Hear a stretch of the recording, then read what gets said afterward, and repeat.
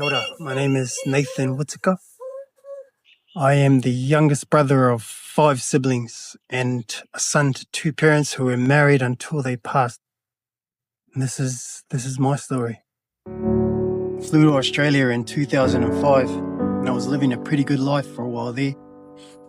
Working in construction and met a nice lady. Everything was pretty good. That was until I was introduced to methamphetamine, and that was nearly the end of it, really. The beginning of the end anyway. So I've been to jail 3 times and probably served around 3 years in total.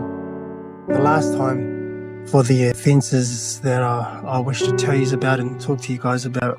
So I was out on bail for a large amount of methamphetamine. The amount in question was probably enough, definitely enough to have me deported. The fact that I was likely to be deported for the drug charges played a really big part in my decision. The last offence happened just before I went to prison. I had known this woman for approximately 10 years, and when I met her, it was around the time we both started using meth.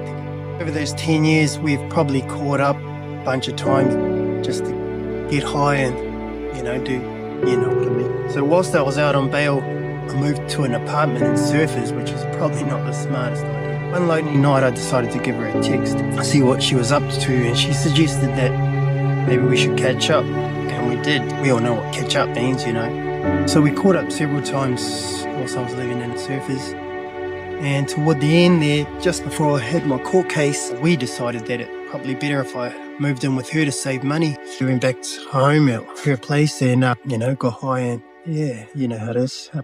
And around 3 a.m. that night, she went outside. I think she was feeling a bit sick, she said. And she was out there for about 10 minutes and comes back in and just loses it and says, "Cam, go fuck right off. Get the fuck out of my house," and all this kind of stuff. All this not really nice stuff. And I didn't really get what was going on. And so I proceeded to pack my stuff, and she was kind of attacking me a bit, hitting me. She's going off like crazy, and her kids wake up who are like 14 and 18, I think. Well, they were at the time. And at some stage in her going off, she yells out, "He raped me." And I was just looked at her like, "Are you serious? Like, seriously, chick?" And I just laughed it off like, whatever, man. Like, I was proceeded to pack my stuff. I couldn't believe she was saying stuff like that.